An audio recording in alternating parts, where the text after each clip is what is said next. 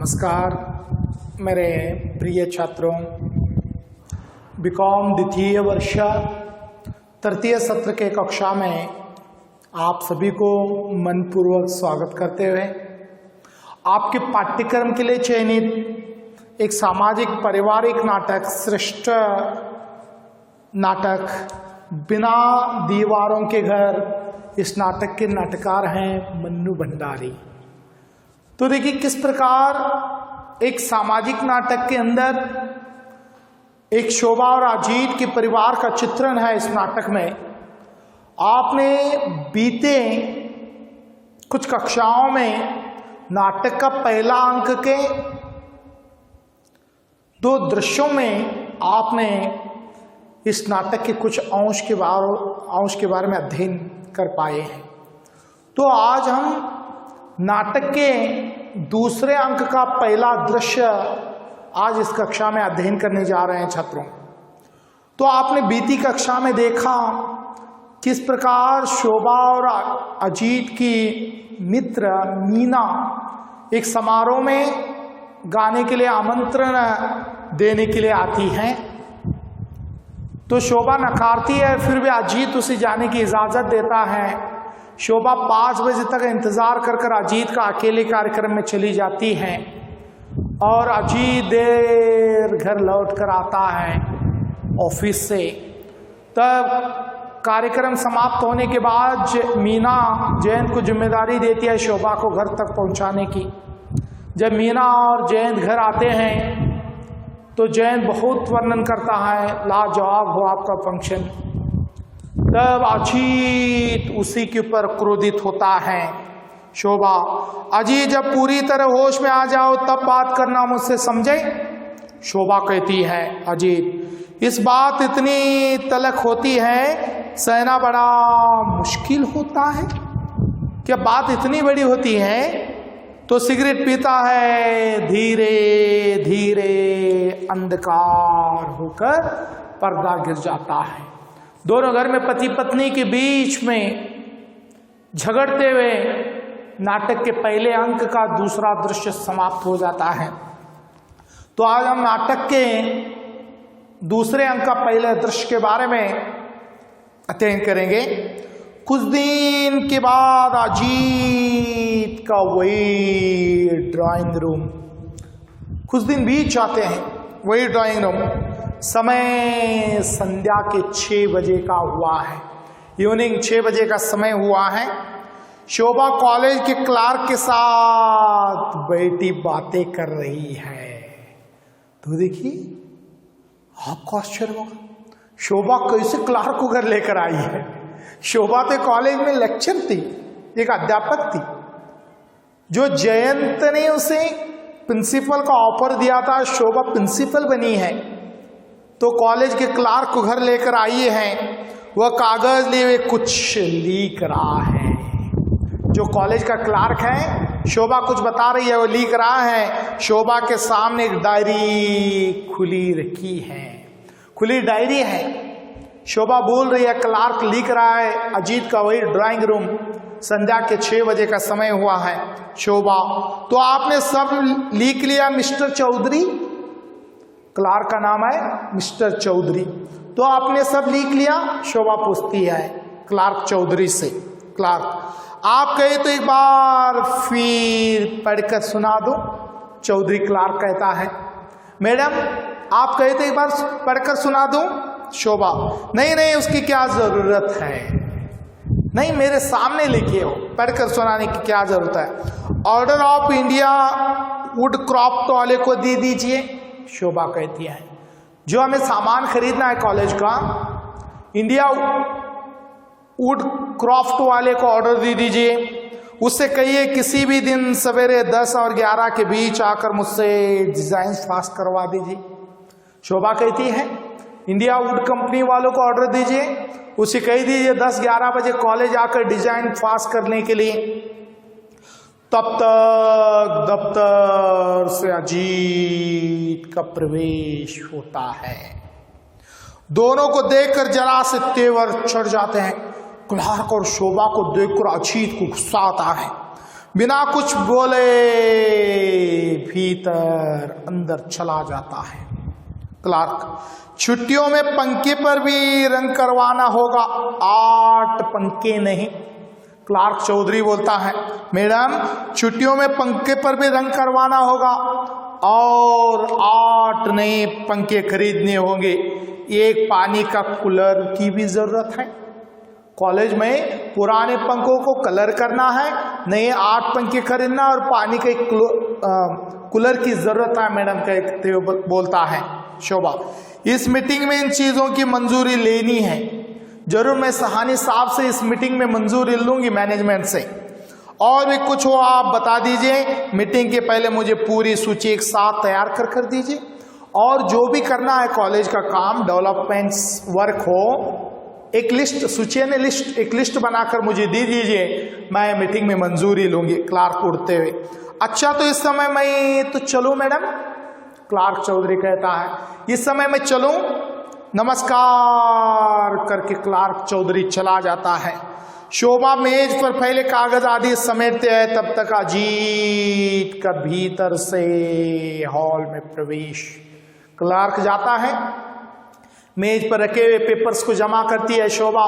अजीत भीतर से प्रवेश करता है। अजीत, शोभा कॉलेज के लोगों को तुम कॉलेज में बुलाया करो, घर में बैठने को यही तो एक ठीक सा कमरा है। तो अजीत क्रोध में कहता है, कॉलेज के लोगों को कॉलेज में बुलाया करो, घर में बैठने के लिए केवल एक ही ड्राइंग रूम है, सोने का कमरा तो तुम जानती हो इतना गर्म हो जाता है कि बैठने मुश्किल होता है। शोभा, बैठने के लायक एक ही कमरा है, अंदर के कमरे सोने के लायक तो इतनी गर्मी होती है, इस कमरे में आजकल जब देखो तुम अपना ऑफिस खोले बैठे रहती हो, क्यों आखिर? अजीत क्रोध में कहता है, जब देखो तो ये ड्राइंग रूम जो हॉल है ऑफिस बनाकर छोड़ी हो, कॉलेज का काम कॉलेज में करके आया करो। शोभा, मैं खुद नहीं चाहती कि कॉलेज के लोगों को यहाँ बुलाऊं। शोभा कहते हैं, मैं खुद भी नहीं चाहती कॉलेज के लोगों को घर बुलाऊं, पर साल खत्म हो रहा है, एयर एंडिंग है, काम इतना रहता है, इतने आने जाने वाले रहते हैं, शांति से बात नहीं हो सकती। जो कॉलेज में काम बहुत होता है, लोग आते जाते रहते हैं, मुलाकातें होती हैं, तो ठीक से बात, ठीक से काम नहीं होता, और उसमें एयर एंडिंग, इसलिए जरा सी देर के लिए घर बुला लिया था। शोभा कहते, इसलिए मैं थोड़े से लिए क्लार्क चौधरी को घर बुलाया था। अजीत, अभी साल खत्म हो रहा है, फिर नतीजा निकलेगा तो लोग घर चक्कर लगाएंगे, फिर दाखिले के लिए, फिर फीस माफ करने के लिए कुछ और निकल आएगा। अजीत कहता है, अच्छा साल एंडिंग, एयर एंडिंग है, तब तक नतीजे रिजल्ट आएगा, लोग एडमिशन के लिए आएंगे, फीस माफ के लिए आएंगे, तो लोग आकर घर चक्कर लगाएंगे। मुझे तो आज लगता है जैसे मैं घर में नहीं तुम्हारे ऑफिस में रहने लगा हूं। अजीत कहता है, मुझे ऐसे लगने लगा है आजकल मैं घर में नहीं तुम्हारे ऑफिस में रहने लगा हूं। अजीत बीच में मेज से अपने डायरी उठाकर खोलता है, मेज पर की डायरी उठाकर खोलता है। कितनी बार मैंने अप्पे से कहा है कि मेरे डायरी में सब कीड़े मकोड़े न बनाया करें। कितनी बार मैंने अप्पी से, बेटी से बोला है, मेरे डायरी को मत छुआ करो, कम से कम तुम उसे तो कुछ सिखा सकती हो ना। वह बेचारी को आजकल भगवान भरोसे पल रही है, दुनिया भर के बच्चों को पढ़ाया। और अजीत कहता है, अपनी बच्ची को कुछ पढ़ाओ, दुनिया भर को बच्ची को पढ़ा रही हो और अपनी बच्ची को। अजीत क्रोध में कहता है। शोभा बीच में बात कर, ताने मारने का आपको कोई विशेष आनंद आता हो तो ठीक है, ताने मारने से तुम्हें अच्छा लगता है तो अच्छी बात है, लेकिन इतना जान लीजिए मेरी सहन शक्ति की भी एक सीमा है। शोभा कहती है, आपको ताना मारना अच्छा लगता है तो आनंद आता है तो मार लीजिए, लेकिन सुनने की मेरी भी एक क्षमता है, मेरी भी एक सीमा है। अजीत, मैं और ताने मेरी इतनी जरूरत कहाँ कि महिला विद्यालय की प्रिंसिपल साहब को तानी मारूं। अजीत कहता है, मेरी इतनी हिम्मत कहाँ है कि कॉलेज के प्रिंसिपल साहिबा को मैं ताने मारूं। मैंने तो सीधी से बात कही थी, मैं तो सीधी से बात कहा है, मैं इतने ताने कहाँ से मारूं। शोभा, जैसे सीधे बातें आप पिछले कुछ महीने से कर रहे हैं, क्या मैं समझती नहीं? अजीब कि कुछ दिनों में आप कैसे बातें कर रहे हैं ताने मार कर, मैं समझती नहीं? मैं क्या छोटी अप्पी हूं? मैं जानती हूं मेरा प्रिंसिपल का काम लेना आपको भाया नहीं, भाया नहीं, अच्छा नहीं लगा। जो मैं प्रिंसिपल का जॉब मिला है शायद आपको अच्छा नहीं लगा। एक बार तो आप मुझे समझने की कोशिश की होती क्यों आप इस काम को खिलाफ हैं। एक बार तो समझने की कोशिश करो अजीत, अब क्यों मेरे इस काम के खिलाफ हो? मैं निभा रही हूं ना अच्छी तरह से। अजीत, तुम्हें भी अपने कोई जरूरत काम करना होगा, मुझे भी कुछ करना है। तुम्हारी जरूरत के मुताबिक तुम काम कर रही हो, मेरी जरूरत के मुताबिक मैं काम कर रहा हूं। बेहतर होगा हम इन सब फालतू बातों में अपना समय जाया न करें। तुम्हारी मर्जी से तुम कर रही हो, मेरे मर्जी से मैं कर रहा हूं। इन फालतू बातों में अपना टाइम वेस्ट न करें। शोभा, सच में तो सारी बातें फालतू होती तो आप तो अपना संतुलन खो बैठते, मैं इन्हें इतना तुल देती। तो आपको सब फालतू बातें लगने लगे हैं। अगर ये बातें मैं ये कह देती तो आपको अपना संतुलन खो देते। आप ये सब फालतू लगने लगे हैं। आप मुझे बताते क्यों नहीं कि मैं एक अच्छी नौकरी लेकर आखिर ऐसा क्या गुनाह कर दिया? अरे अजीब, कुछ बताओ। मैं ऐसे अच्छी प्रिंसिपल की नौकरी, 3 साल एक अनुभव है मेरा, एक्सपीरियंस, केवल 3 साल के एक्सपीरियंस पर मुझे प्रिंसिपल का जॉब मिला है। अच्छी नौकरी मिलने के बाद मैंने क्या गुनाह किया है? मान लीजिए आज आपको एकाएक ऐसी जगह मिल जाए जिस तक पहुंचने के लिए वैसे आपको शायद 10 साल लगे, आप नहीं ले लेंगे? अजीत, एक बात सोच लो, अगर ये जॉब मिलने के लिए आपको 10 साल लगता है, अचानक 3 साल में मिलेगा, तो आप उस पद को स्वीकारेंगे नहीं? आप खुश नहीं होंगे, लेकर प्रसन्न नहीं होंगे? आप उससे लायक सिद्ध करने के लिए जी जान नहीं जुटा देंगे? आप इसके लायक हैं, इस पद के, इसके लिए आप कोशिश नहीं करेंगे, जी जान मेहनत नहीं करेंगे, आपका अनुभव जाहिर न करेंगे? बताइए अजीत, क्यों ऐसा कर रहे हो?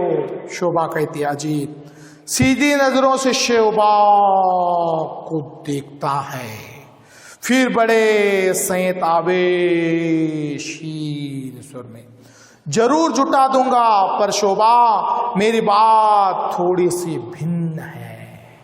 मैं जरूर रात दिन मेहनत करके जुटाऊंगा, लेकिन तेरे में और मेरे में बात भिन्न का अर्थ है अलग, डिफरेंस। एक तो मैं अपने काम से यूं बेहद असंतुष्ट हूं, आप जानती हो ना, मैं मेरे काम से, मेरे दफ्तर के काम से असंतुष्ट हूं। असंतुष्ट, अनहैप्पी, खुश नहीं हूं। मुझे कोई मौका मिलेगा तो जरूर ले लूंगा। अगर मुझे ऐसा कोई मौका मिलेगा तो लाइफ में जरूर लूंगा। फिर भी यदि उस काम के लिए मुझे अपने घर, अपनी बीवी और बच्चों की कीमत चुकानी पड़े तो शायद 10 बार सोचूंगा। वो जॉब लूंगा मैं, लेकिन उसके लिए मेरी बीवी, मेरी बच्ची, मेरे परिवार, मेरी बहन, इन सब के बारे में सोचूंगा।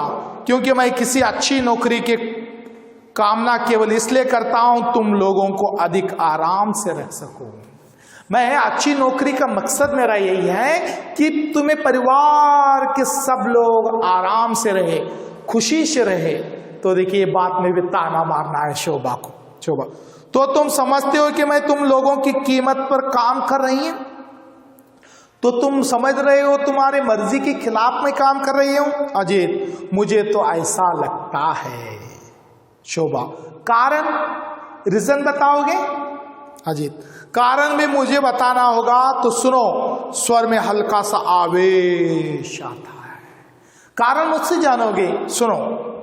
मैं चाहता हूं मेरा घर हो, कोई ऑफिस होटल नहीं। जानते हो, मेरा घर हो, कोई ऑफिस, दफ्तर, होटल नहीं। थका मादा मैं ऑफिस से लौट कर आऊं तो मेरी भी इच्छा होगी, मेरी पत्नी, मैं भी दफ्तर से थकेहाल आता हूं, मेरी भी कुछ इच्छा होती है, बात बीच में छोड़ देता है। यहाँ तो जब भी आऊं यही सुनने को मिलता है, अभी वो मीटिंग में गई है, कितनी जरूरी काम में है, उन्हें बात तक करने की फुर्सत नहीं। मेरी भी कुछ आशा है, कोई उम्मीद है तुम्हारे ऊपर, तुम मेरी पत्नी हो। जब मैं दफ्तर से थका मादा आता हूं, जब देखो तब शोभा ये काम में है, वो मीटिंग में है, ये जरूरी काम को गई है, तो तुम पूरा अपने पद के लिए वक्त दे रहे हो, परिवार के लिए, पति के लिए, बेटी के लिए वक्त कहाँ है तुम्हारे पास शोभा? शोभा गुस्सा बढ़ता जाता है, फिर अपने को भरसक संयम करके, और कुछ शोभा को क्रोध आने लगा, और कुछ कारण अजीत, और मैं चाहता हूं कि मेरी बच्ची की परवरिश अच्छी तरह हो। परवरिश का अर्थ है पालन पोषण। मेरी बेटी की परवरिश अच्छी हो। देख रहा हूं धीरे धीरे उसका तो सारा भार जीजी पर चला गया। देख रही हूं मैं, तुम अपनी बेटी को कितना वक्त दे रहे हो, पूरा भार दीदी पे चला गया। जीजी उसे अच्छी तरह देखती है, पर क्या सोचती होगी मन में? जीजी अच्छी तरह सोचती है, लेकिन वो दिल में क्या सोचती होगी जीजी? उसके प्रति क्या कोई भी फर्ज नहीं है तुम्हारा? तुम्हारी बेटी के प्रति तुम्हारा कोई फर्ज नहीं है, कोई कर्तव्य नहीं है तुम्हारा? एक बच्ची है पर तुम्हें उसके लिए भी फुर्सत नहीं। हमारी एक औलाद है, एक बेटी है, उसके लिए भी तुम्हारे पास वक्त नहीं।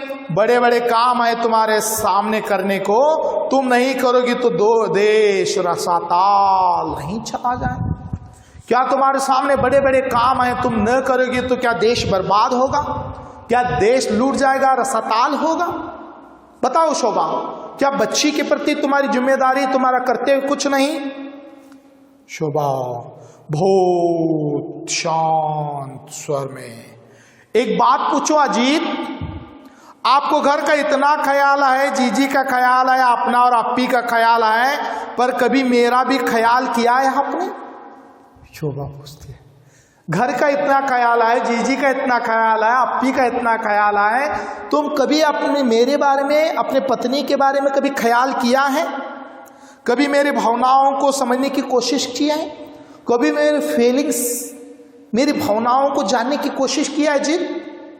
मेरे अपनी कुछ इच्छाएं हैं, मेरी भी कुछ उम्मीदें हैं, मेरी भी कुछ आशाएं हैं, अपने जीवन का कोई स्वप्न है, मेरा भी ड्रीम है, मेरा भी सपना है मेरे भी जीवन के प्रति। तुम मेरे जीवन के आधार हो। इस घर को चार दीवारी परे मेरा अपना कोई अस्तित्व है, व्यक्तित्व है, और मैं चाहती हूं मेरा भी इस चार दीवारी के परे, इस चार दीवार के बाहर मेरा भी कुछ अस्तित्व है, मेरा व्यक्तित्व है। मैं चाहती हूं। गुस्से में होंठ काट लेती है अजीत। सच बात ऐसी कड़वी होती है ना, आदमी तिलमिला जाता है। देखो शोभा, सच बातें कितनी कड़वी होती हैं शोभा। फिर एक सच बात है भी नहीं, मैं खुद जानती हूं कि जब घर बसाया है, बच्ची को जन्म दिया है, तो मेरा पहला कर्तव्य उनके प्रति है। जानते हो अजित, मैं इस घर में बस गई हूं, मैं तुम्हारी पत्नी हूं, मैंने एक बच्ची को जन्म दिया है, तो पहला फर्ज मेरा तुम्हारे प्रति है। अपने इस कर्तव्य को भी भरसक पूरा ही करती हूं। ये मेरे पत्नी का फर्ज, मैं एक माँ का फर्ज मैं निभा रही हूं। आजकल दो नौकर हैं, सभी काम बड़े व्यवस्थित ढंग से चल रहा है। आजकल घर में 2 नौकर हैं, घर का काम पूरा ठीक से चल रहा है। अप्पी को मैं खुद 2 घंटे रोज लेकर बैठती हूँ। इतना मैं बिजी हूँ, ज्यादा काम है, फिर भी मैं अप्पी के साथ 2 घंटे बिताती हूँ।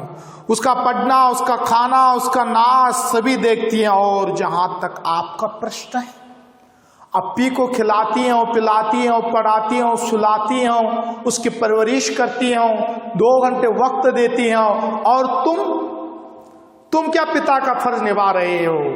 अजी बीच में बात काटकर, मेरी बात तो तुम छोड़ ही दो। मेरे बारे में पूछ रहे हो, मेरी बात छोड़ दो। ऑफिस से आया तो देखा यहाँ तुम्हारा ऑफिस खुला है, जब मेरे दफ्तर से आया देखा तो तुम्हारे कॉलेज का दफ्तर खुला है, भीतर जाकर देखा एक नौकर अप्पी को लेकर पार्क गया है, दूसरा सामान खरीदने।